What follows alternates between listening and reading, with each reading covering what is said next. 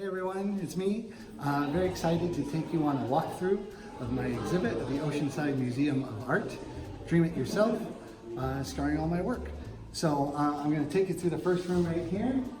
Starts out in the kind of studio space. This is my R4 droid. Always keeps me honest down by my side. If we walk in here, you can see my desk. Some of you may remember this from a lot of the live streams I would do on Instagram. Did it on this desk, but now it's on display here, which is kind of weird, but also kind of cool because you all get to see it. The animation desk from the Walt Disney Animation Studios, I think around the 50s. This is a layout desk. So this is the type of desk I use for Tarzan, Atlantis, and also Treasure Planet. So kind of cool that it's here. A little bit of my models. Over here, you'll see some of the miniatures I've been painting. Again, on my site, you can get in close here and see all the fun little side hobby I have. Of course, Empire versus the Rebellion, all sorts of fun stuff, which is really cool. Over here, of course, little Kylo himself. Kylo Ren's fun helmet and lightsaber display here. We purposefully had the helmet displayed at this height, so approximate size of little Kylo himself, so fun to take down. This here is a pretty amazing poster on loan from my parents. Hi Mom and Dad. This is an attraction poster from Disneyland, Alice in Wonderland. And this room of the exhibit is really about all the stuff that inspires me. So you can see right here, we have the man himself, Walt Disney, a little bit of Sleeping Beauty art. It's my favorite animated film, and then of course Mr. Henson and all his amazing creations. Over here on this bulletin board is some of my earliest fan art and art in general. There's Big Al from Country Bear Jamboree, Lumiere and Cogsworth from when the movie originally came out. I think that was in '91. And then my first original character, Henry the Mouse, who has been around for a while and maybe might show up in Inktober sooner than later. This is kind of a fun little section here. This is service award trophies. So when you work at Disney for a certain amount of time, they start to give you little keepsake trophies. So this one here is for 15 years, Sorcerer Mickey. And then for 20, we get Simba.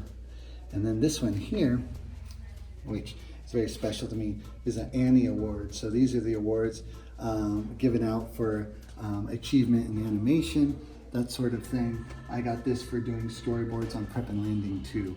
And what's fun is it does actually spin. It's a little golden zoetrope. Over here, just going out of order a little bit, maquette from Tarzan as well as a poster on loan from Dave Pimentel, and kind of sums up the first movie I worked on at Disney, which was that. So taking all that inspiration and all my studio work, it was really fun to kind of put in the next room here, just, I guess, explosion, a splash page of all my original work. So we can start here with the Tea Girls, because these were the first ones, first kind of original pieces I had done while I was still at Disney. And definitely steampunk inspired, actually painted with tea. You can see the different colors in there, and how the tea gives it that fun kind of antique look. This was really nice because all my Tea Girl originals have sold. I don't have any originals left. So we put a call out when we were putting the exhibit together for people to send in. So this is a little bit of a mini reunion, Tea Girl reunion here, which kind of culminates in one of my favorite ones, which is the garden party, which is a bunch of the Tea Girls all together enjoying an afternoon. You can see how the tea work I did on my own got the attention of the people at the Disney parks. So they had me do some pieces for Pirates of the Caribbean, as well as the submarine voyage. So really fun to see these pieces. And then one of my favorites, the Haunted Mansion over here, which is pretty fun. And then in this little box is a little case of dragons from my Dragon series of books. And you can see there different forms, the painted, unpainted versions. And those came from my book, Pen Dragons. And its sister book, Ink Tales, which they're here. So you have to come to the exhibit to see them if you don't already have them. But it's really fun. These mechanical signs were created by Danny Dahl. And let's see if they're working. Yep. Old school kind of automaton movement there, which is really fun. She did a great job with that. And then, of course, with Lady Elizabeth here, you see, she's a little tired. She's a little more coffee than tea, I think. But she's there, and her little friend is ready. It's pretty amazing. That's one thing with this show that I like to talk about is not just the art that I do, but the collaboration with other artists. And it's always amazing to see how they take my work and take it to the next level. You can see there's some original mermaids here from the Mermaid books. These are the actual ones. These all were spun from the Bancroft Brothers Mermaid Challenge, drawing a different mermaid every day during the month of May. Christmas ornament. We start to move into Kickstarter land, where we show some of the collaboration between me and Bob Self of Baby Tattoo. This was like a memory game we called Octomatch, and there were only 100 sets available, so kind of fun to see them together there, along with the original line art. Normally Otto and Victoria are digital art, but these are actually physical inked art used for the game cards. You come in here and see a more collection of the different Kickstarters. Here's the Tiki Mugs with their coasters. We have the paper dolls. Along with, this was kind of fun, did a very limited set that came in its own crate of dressing your octopus here. So wooden crate there with the logo burnt into it. A very special set of scissors down there as well, which is really fun. I feel a little bit like Hugh Hauser. Get in close here, Louie. Just here, my mom's working the camera. She's our camera person today, so hi, Mom. Hi. These are my inked pages from the anthology book we produced called When is High Moon. So this was kind of fun doing the first narrative story for Otto and Victoria. So little adventure between the two of them in the Old West. Kind of fun to see them together. This one print's actually from our house, so our wall is very bare at home. One of our favorites of Otto and Victoria on the Carousel. And this is now getting into Otto and Victoria land, if you haven't guessed that already. Got our Otto plush up here, as well as the music box we produced, which was really fun, and some of the actual sheet music from Alyssa Samsel and Kate Anderson, who actually wrote the original music for that music box, which is really fun. So if you look at this long wall, you can kind of see me here for scale. This is our big wall of Otto and Victoria. We have 8-foot prints here of some of our favorite illustrations from the book. We have the graveyard scene, then the ballet, the airship, fun little Easter egg about this airship piece. You know I love Epcot, and you know I love the Imagination Pavilion. There's definitely some Figment inspiration here. Otto's wearing a Figment colored scarf, and the name of their airship is the Dreamfinder. So fun little nod to that. This is very similar to a piece that's hanging up at the Steampunk Cafe in North Hollywood.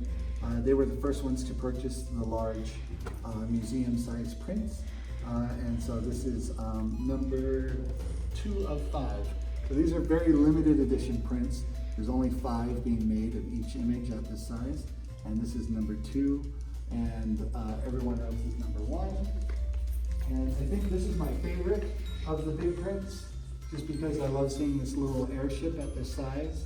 And fun Easter egg in this one is that she's wearing her Zissou-inspired red cap and blue naval suit.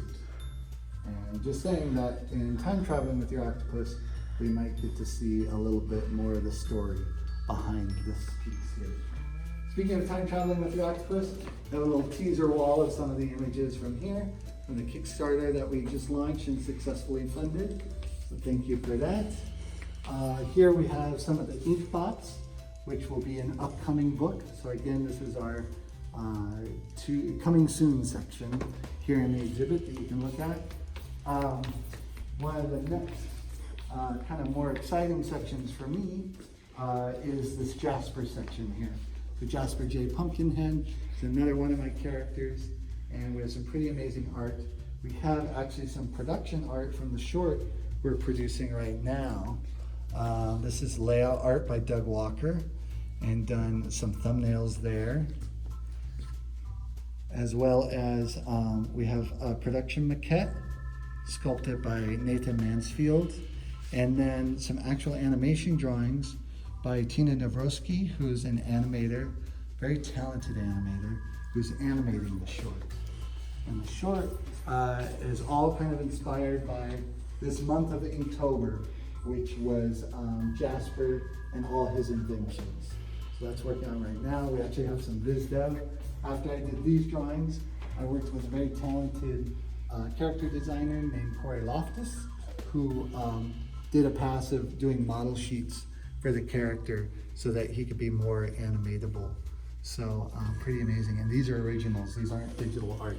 So definitely come to the museum and see all the original stuff going on. These are storyboards from a project that never came to be, but a project that inspired me to where I am today.